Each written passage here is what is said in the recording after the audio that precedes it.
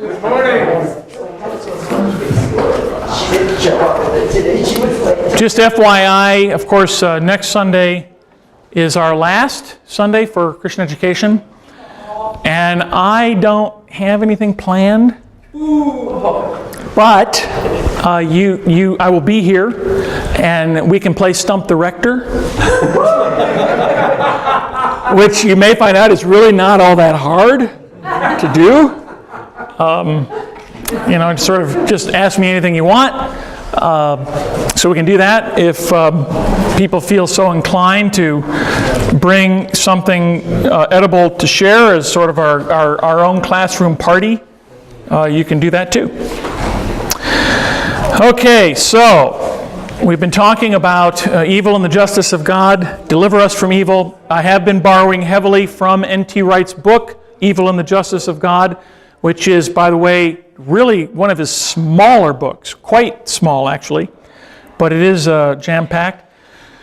First thing I want to do is touch briefly on something that I hinted at either last week or the week before, and that's this a certain hidden dimension to evil, which the Bible gets at with the term ha-Satan, which is Hebrew, the accuser. The accuser. Now I'm not going to dwell on this, but I don't want to gloss over it because I think it's an important dimension to evil, that there is,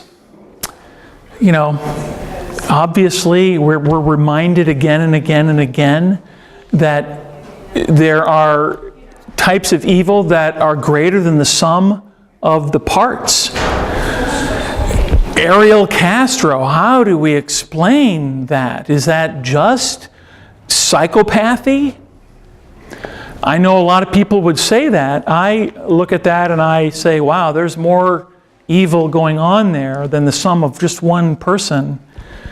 Or thousands upon thousands of people, and many, many thousands of them children, starving in Somalia. Why? Because the leaders there won't allow aid workers to come in and feed them. So in the Bible, in the Old Testament, which is written in Hebrew, ha-Satan, and I don't really know how to pronounce that in Hebrew, is the accuser. He appears in the opening chapters of Job. He seems to be sort of a low-level member of the heavenly court. We might say that he's the VP for public prosecutions. And he asks to put Job to the test, to make him offend God. And Job does many things, but he doesn't do what the accuser, what Satan really kind of hoped he would do, which is curse God for all that had happened to him. But we never hear of Satan or from him again in the book of Job. He is mentioned one or two times. I know it's 1 Chronicles 21:1. It's interesting that Satan incites David to take a census of Israel's armies, and that is met with, but king, aren't all your people part of this? Why would we not count all of the people? There's something going on there, and you read on, and it's clearly what David has done is broken God's will. He's mentioned in Zechariah 3:1. The accuser in the various stories that we have is a type of angel. Perhaps from some accounts he's a fallen angel or an ex-angel. He or it. And N.T. Wright notes that he doesn't see any feminists arguing to call Satan she. Is opposed, he or it is opposed to humanity, and his ultimate goal and aim is death for everything. Death for humans, death even for creation. And the means for achieving this is sin, inciting rebellion against God, against how we're made to be God's image in the world. It's inciting us to refuse to worship God as creator and instead to worship created things, be they actual idols or ourselves or money or name whatever created thing you can think of. And when Paul says that the wages of sin is death, death is not some sort of arbitrary punishment that is placed upon people who sin. Death is the result of turning away from the living God. Or to put it another way, death is what you're going to get when you turn away from life, the creator and source of life. It is the equivalent of a deep sea diver cutting his oxygen cord. There's only one thing going to come from that: death. So that is all too brief. I don't want to go into a whole thing. Carolyn has done that, by the way. I think she did something on hell and Satan and all of that earlier. It was last year, I guess. So anyway, that's the dark dimension of evil, that there is something more going on. And I would only add to this to say that, to borrow from the Screwtape letters, the Great Divorce, I think, where, I don't know, is it Screwtape or Great Divorce? Either one, where the errors that we can make are to see Satan behind everything, or not to see him behind anything. And those two extremes are erroneous. We're perfectly capable of sinning without Satan's help. But there are, as I pointed out, there are inexplicable kinds of evil in the world that, at least from a theological point of view, the only phrase we can use to describe it is demonic. So, where do we go from here? What's the so what? I think what was your question from last week? Your question was sort of along the lines of, all right, so there it is, there's evil, so now what? How do we respond to this? So that's what I want to do. I've taken us really fast through the Old Testament and through the New Testament, looking at the story of salvation as a story of God doing something about evil. So now what? In order to get to the now what, I think we have to take a different tact, and that's to now cast our imagination and our eyes into God's future and get an image of that, and then think about drawing that future here, to draw it into this present world, even if in a very small way. In Revelation chapter 21 and 22, we see an image of this future as a community, a great multitude, constituting a city which is the New Jerusalem. And in this New Jerusalem, all this kind of either demonic or subhuman behavior is excluded. It's simply not present. It is a place, if you read it from the description of jewels and gold and whatnot, it's a place of dazzling beauty, and it is a place of healing. And I think that to imagine a community of beauty and healing here takes us a long way to seeing in our mind's eye the world which God intends to bring about through the death and resurrection of Jesus.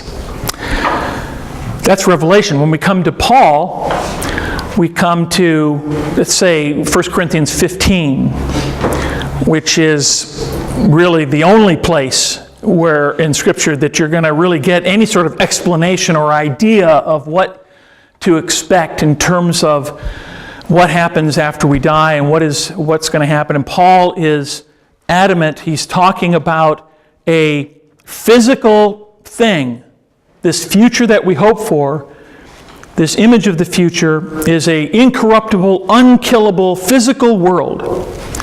It's a reality to which we might say that all of the beauty that you can think of, and even all of the power, good or bad, power is simply is a neutral thing. It can be abused, but power and beauty, all of those things are signposts pointing to this actual future that God has in mind for us. And it's important that we understand them for what they are.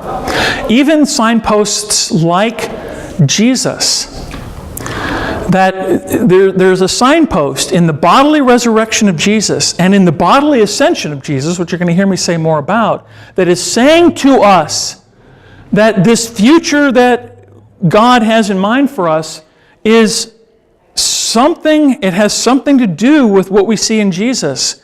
We see in Revelation a promise of the renewal or the remaking of heaven and earth. And what do we see in Jesus? The uniting of heaven and earth in Him as He reigns from heaven. So another place to point to would be, in Paul, would be Romans 8, 19 to 25. Let me just go there quickly.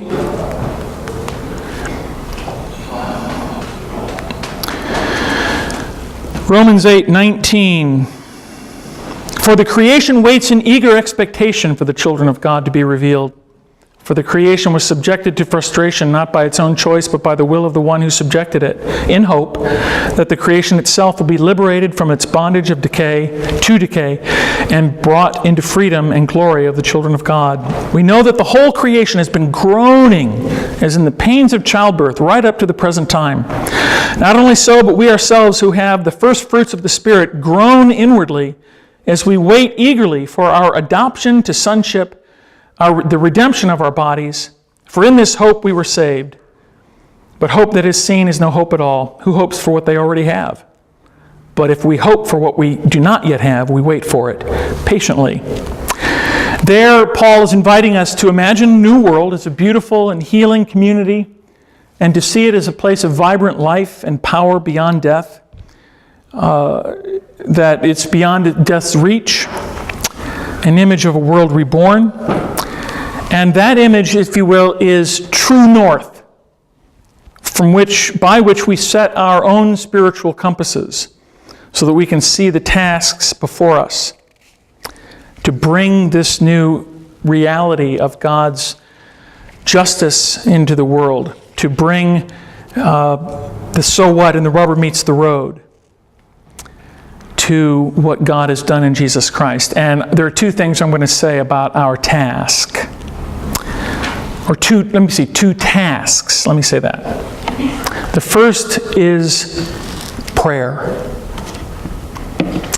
The new life of the Spirit, spirituality, is not about sitting back and enjoying spiritual comforts in a private, relaxed, easygoing spirituality, but it is, in fact, in the unending struggle, in the mystery of prayer, the struggle to bring God's healing order into the world now. In prayer, we're summoned to become more truly human, to worship God in whose image we are made, and in doing that, finding ourselves interceding for the world that He loves. It is the start of God's address to the world following the death and resurrection of Jesus. This address, what I'm getting at, is that it is the creation of a Spirit-filled people, you and me, who will consciously live out of tune with the world as it presently is, and in tune with the way God intends it to be. Romans 12, 1 and 2.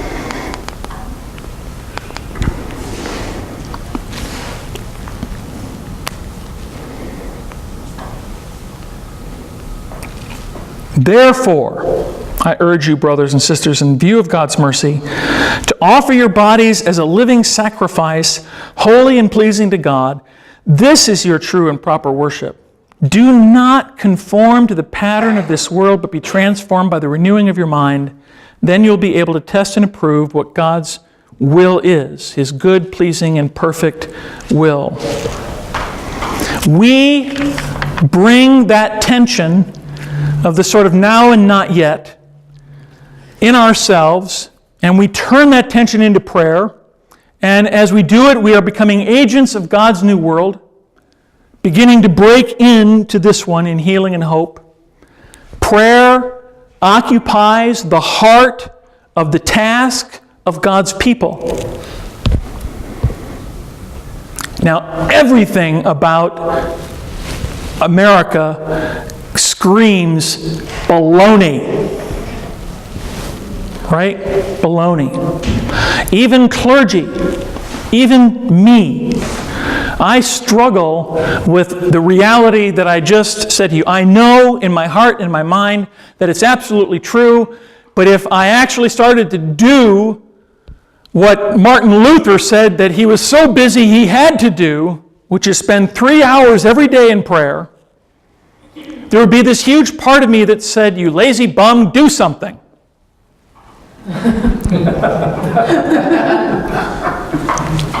I take it from the laughter you know what I'm talking about. So there's a whole lot more I could say about that. Secondly,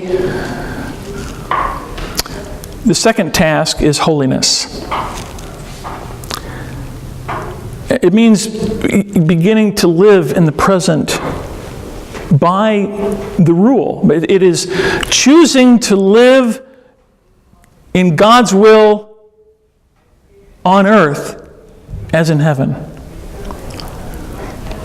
Christian ethics are not a set of do's and don'ts. Christian ethics is a summons to live in God's new world. Again, Romans 8, and I'm going back to this again and again because Romans 8, I think, is the pinnacle of Paul's thought about all the stuff that I'm getting at. And in verses 12 through 17, he writes, "Therefore, brothers and sisters," and whenever you see the word "therefore," you know what you're supposed to do, right? You're supposed to ask what it's there for. Whenever you see the word "therefore" in the Bible, ask, what is it there for? Something important came before. I'm not going to go into that, but something important came before. So, therefore, brothers and sisters, we have an obligation, but it is not to the flesh, to live according to it. For if you live according to the flesh, you will die. But if by the Spirit you put to death the misdeeds of the body, you will live. For those who are led by the Spirit of God are the children of God. The Spirit you received does not make you slaves, so that you live in fear again. Rather, the Spirit you received brought about your adoption to sonship, and by Him we cry, Abba, Father. The Spirit Himself testifies with our spirit that we are God's children. Now, if we are children, then we are heirs, heirs of God and co-heirs with Christ, if indeed we share in His sufferings, in order that we may also share in His glory.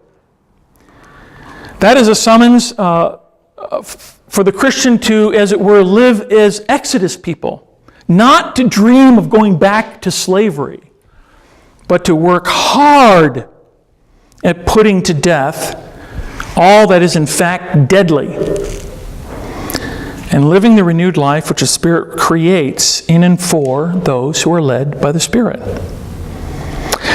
Among the clearest statements of all this is Colossians chapter 3, 1 to 11. I'm just going to quote the first verse. "If you are risen with Christ, seek the things that are above, where He is." Which means that all of the things that deface human life here and now, and I think particularly anger and bitterness and sexual immorality, must be done away with. So prayer and holiness. So this gets me to the so what of God's solution to justice. And forgive me, but you're going to hear this again. Some of you have already heard it in my sermon. We Americans are at war with flabbiness. Some would say we're losing the war. And I'm talking now about physical flab.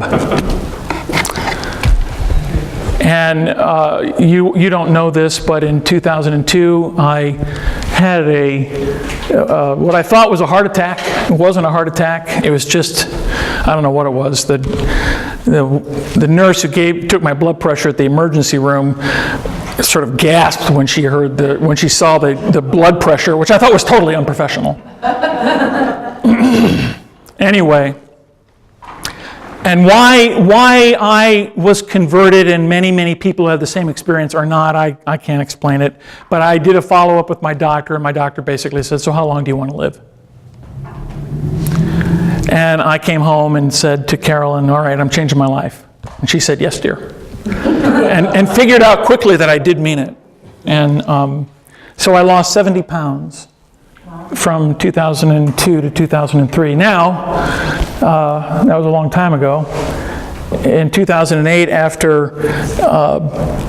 first I broke my collarbone in 2007, and then 2008 I had major back surgery, which set my exercise back a lot. And so I've gained, depending on what day of the week you talk to me, I've gained between 15 and 20 pounds back, but have done a good job of sticking there and not gaining any more weight.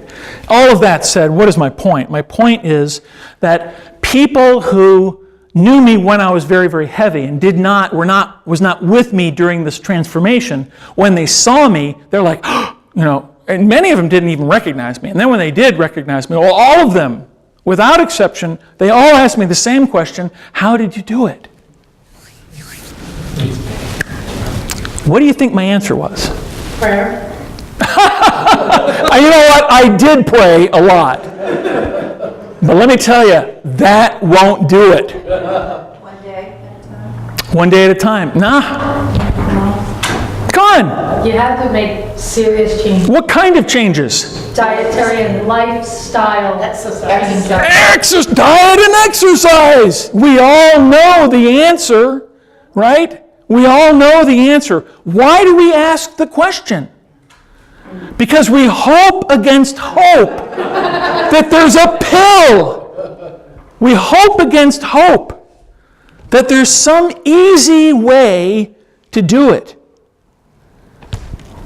We want, whether it's our weight or even leading organizations at our places of employment or church or wherever, we are always looking for the quick fix, which gurus of management and systems thinking will tell you is precisely the problem with a whale of a lot of corporations in the United States, let alone churches.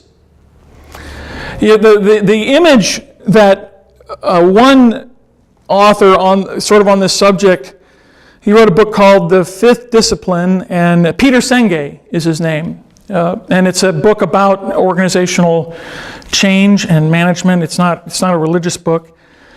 But he's talking about the quick fix. And he came up with this image that I could relate to. He said, so you're on a bike. And you're going along and the bike starts squeaking. And so you throw a little water on the chain and it stops squeaking. And you go you go for a while and then the squeak comes back, you pour a little more water on it. The squeak stops, but then the next time it comes back a little quicker than it did the last time, so you put more water. And the cycle goes on and on and on until finally the bike will no longer move. That's the quick fix. We want something easy. And perhaps nowhere do I see that more prevalent than in the area of spirituality.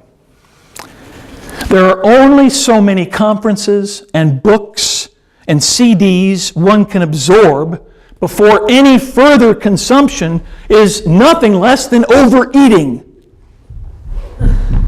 Having read or heard what God requires, it is then up to you to start doing it. Not that this applies to any of you. I don't know. But here are a couple, concrete examples. So, not that we've tried to do this here, but I think that if we do start growing, we're going to have to consider doing something along the line of home churches or home groups. They are the most successful and proven way for growing congregations to deal with the issues of growth, which namely are This place isn't as warm and friendly and familiar as it used to be. I don't know everybody anymore. And as long as we stay in that attitude, 150 is the mark. 150 is the threshold. 150 average Sunday attendance. I can tell you that it's been proven again and again and again and again and again and again and again, and not just in churches, but any organization where interpersonal relationships are important. You get to 150 and it's going to stop unless there comes a new way of imagining how things are done, how pastoral care happens, how do we make close connections. And it happens in home groups. But for that to happen, people actually have to go to them and keep going.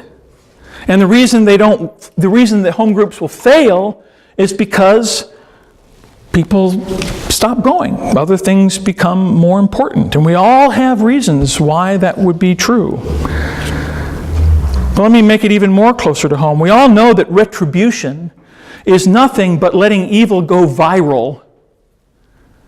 But it's easier than forgiveness. It's easier than reconciliation. And I submit to you that's one reason why evil continues its path of destruction in our churches, in our own lives. A recent theologian, one of this country's greatest minds, I think, Dallas Willard. He was a professor of philosophy in California. I can't remember what university it was. And his books are not easy to read. He has this strange, it's not that they're like over your head kind of thing, but he has this way of syntax in his sentences that I've had to read it 2 and 3 times to find the point. But who is it? His name is Dallas Willard. And he died recently, like within the last week or so. And I've read The Divine Conspiracy, Hearing God, The Spirit of the Disciplines. He also wrote a book which I've not read called The Great Omission. And I found a quote by Dallas Willard that captures perfectly, I think, the kind of thinker he was and what he really was sort of about in his sort of call to us as disciples. And it also fits what I'm trying to get at. He wrote that grace is not opposed to effort. It is opposed to earning. Earning is an attitude, effort is an action. And it is well-directed, decisive, and sustained effort that is the key to the keys of the kingdom and to the life of restful power in ministry and life that those keys open to us. I know a priest, I know of a couple, clergy couple. One has just made the decision to leave the Episcopal Church and take a call in a church in another state, in a breakaway diocese, a breakaway congregation. It's not important which breakaway it is. His wife has decided she's going to stay in the Episcopal Church. Now, I first heard about that and I thought, wow, and that's confusing. And how could that happen? And what's going on? Blah, blah, blah. I'm trying to make sense of it. And when I stopped trying to make sense of something that you can't make sense of because you're not living it, I began to think, this sort of really struck me, that maybe this marriage is sort of prophetic in a Hosea sort of way. Where God told Hosea to marry a prostitute, and as a way of embodying what God wanted Israel to know. And I'm not saying that about this couple. Not. That's not efficacy. No, that's not efficacy. But that their marriage, could it be prophetic? That for the last 10 years, our denomination we've already divorced or been divorced by various groups, and now we've been arguing about who gets what for the last 10 years. And here's this couple, one in and one out, who love each other. I don't know, I can't help but wonder if there's something prophetic about that.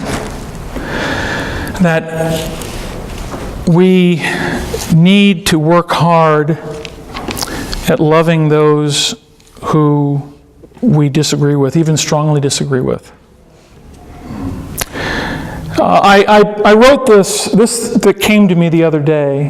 It was one of those things where I thought, wow, this doesn't sound like me, but every single word is me. We expend enormous energy justifying ourselves over against those with whom we disagree, when we need to expend that energy understanding each other, whether we ever come to an understanding or not. And I'm not talking about global politics, but about life in the church. There are a lot of people with a low threshold for emotional discomfort. But let's face it, that's what you're going to get if you hang in there with people. Because let's face it, people are irritating. They're moody. They're quick to misinterpret. They're quick to misunderstand. It's hard work to be in a relationship. It's easier to leave. Now, I know a lot of people have left the Episcopal, my parents among them. So I don't speak as someone who's unaware of the agony of the decision that goes into it. And I'm not saying that it was easy. But I'm saying that it can be. Or let me put it this way. I can tell you that staying with people you are just furious with is really hard work. It's really, really hard work. So never mind the Ariel Castros and the Zokhar Tsarnaevs. What about that person who hurt your feelings? Who you've shunned? Or you've imagined what you'd say if you'd ever see that person again? See, when we get in touch with that, now we're getting somewhere. You see, now we're talking about the so what of God's justice in the world.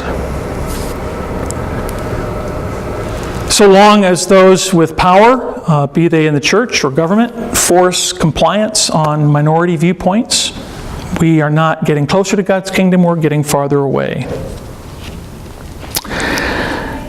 Now, N.T. Wright sums up everything that I've just said this way. It isn't that the cross has won the victory so that there's nothing more to be done. Rather, the cross has won the victory as a result of which there are now redeemed human beings getting ready to act as God's wise agents, His stewards, constantly worshiping their Creator, and constantly, as a result, being equipped to reflect His image into creation, to bring His wise and healing order to the world. We should not focus so much on the fact that the church is the community of the saved, but that the church is the community of those who are now to be a kingdom and priests to serve our God. That's N.T. Wright. When I gather with my colleagues, as I do once a year at Clergy Conference, just did last week, it saddens me that just about every time I can think of ever going to one of these things, I hear from someone about something going on in some congregation that is nothing more than pettiness and anger and hand-wringing over things without substance. We're not talking about clergy misconduct. We're just talking about people who don't like change. And I have to say, I get frustrated with, and none of you are this. I mean this. I've never encountered this in this church at all. Thanks be to God. I despair at I see sometimes the pathetic lack of vision in some Episcopalians who, when there's no priest around, will gather around to plan worship and provide for pastoral care and teach Bible studies and care for the poor. But when the priest shows up, they quickly relinquish all of that and heap it on the priest and then complain incessantly when predictably he or she fails to live up to those tasks. We are spiritually flabby. How did I lose weight? diet, and a lot of exercise. And I'm sad to say it never ends. It never gets easier. As a physician, a former parishioner who was a physician put it, our bodies sooner or later betray us. Now, it's not quite the same in the spiritual life in the sense of betrayal, but it is the same in the sense that there is no arrival point on this earth. You don't arrive spiritually anywhere where you can then say, okay, now I don't have to work at it anymore. Anticipating God's new world is living into the your kingdom come, your will be done on earth as it is in heaven. It doesn't just happen sort of magically or mysteriously. It comes as each Christian, one by one, decides to act. And like spiritual gifts, people will put their faith into action in different ways. And that's as it should be. Our bishop has taken up the mantle of speaking out against violence, and he's for gun control. Now, I don't have to agree with that.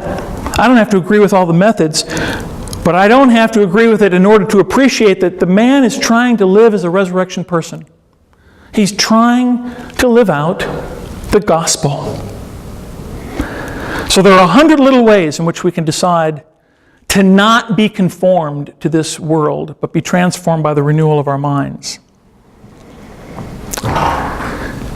The ultimate answer for evil for the Christian is this: that God answered it by allowing it to throw its full weight and force directly at him and killing him in the process. And then turning that death around into new life. And in the end, that is the only answer that this theologian can come up with as to the problem of evil and a good and loving God. The rest of it is that the wages of evil have been defeated, that is, to death, and that we are summoned to live as Jesus did, which we should remind ourselves, and perhaps have to constantly remind ourselves, that the way that Jesus lived in this world was not easy for him. It was, in fact, incredibly difficult. And that is clear if you read the Gospels carefully. It was a life steeped in prayer and study. It was a life in community, not in isolation. It was a life confronting injustice. It was a life forgiving. And it was a life healing the sick and raising the dead. It was hard work. So the cross is not a quick fix, as much as we want it to be. It's not a quick fix. It is the power that makes us the redeemed children of God that we are. And it is the power that gives us the access to the Spirit, Jesus' Spirit. And living in that Spirit, then, of course, is a lifestyle. It is a constant worshiping and praying in the presence of that Spirit, to be empowered by that Spirit. And it has to, when we're done with that prayer and done with that worship, it has to include the actually getting up, going out, and doing something. Amen. Did that answer your question? I thought it might. I want to go back to when you were talking about death. Yep. If I heard you correctly, you said that death is a result of turning away from God. Is that spiritual death, physical death? I think it's both. I think the scriptures would say that it's both. I have a lot of trouble with the physical. How so? Well, first of all, we know our bodies have a limited Right. lifespan.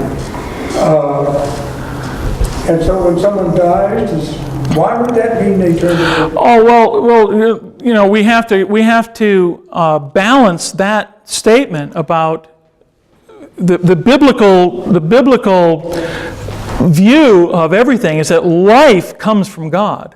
So to turn away from life is death. And yes, death is a result of sin and rebellion against God. That's the story of Genesis. And yes, they didn't die physically immediately. They died spiritually in terms of separation from God, but they also died physically. And the rest of the Bible, it's really clear that its view of death is that this is a result of sin. But for us as Christians, that death has been defeated. We still die, but for the Christian, there is now no fear in death. We are forgiven people. Okay, so our death is still the result of the fact of sin in the world. And sin is much, much more complicated than things that we do that we know are wrong. Sin is a fact in creation that I think is best imagined as throwing a pebble into a pond. Okay, and the effects just ripple out everywhere. And those ripples hit us because we happen to be in the water, not because we necessarily have done anything to deserve the death, although the Bible says that we all have. I mean, we also ought to be clear about that. Was it Jeremiah or Isaiah? Was it Jeremiah that said, even our righteous deeds are filthy rags in the sight of the Lord? Wow. That even the good things that we do are filthy rags. So the death has been defeated. I hope that gets at what your concern is, but maybe not. I don't know. I'm going to have to think about it. Okay. Stimulated. Okay, well, good. Stimulation is a good thing. Yeah. Well, I'm struck by you saying retribution is nothing more than evil gone viral, and in response to the Boston Marathon in particular.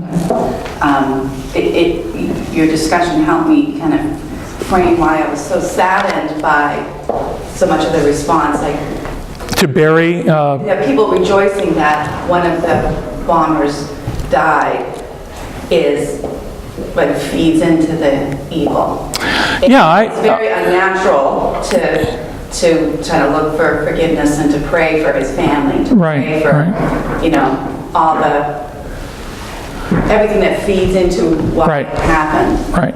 But yes, that is one of the primary responses that we should have. But like you're saying, it's very out of tune with the way the world operates. Right. And nevertheless, that's what we're called. And I think you were sort of going there, is that it just strikes me as absurd that this funeral home in Worcester had to have guards. I mean, come on.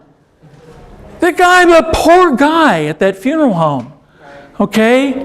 I mean, like what? Is his business now ruined because he took in this body? That is, I can't wrap my head around that. Again, I look at that and I see evil. I see evil at work. At evil just stirring the pot. Okay, now we're all ticked off. Let's just keep it going. It's easier to be angry. One of my colleagues, Len Cowan, went to that funeral home and prayed with the funeral director, just to tell him that you're not alone, that there are people praying for you. Other questions? You had a question? Someone? No?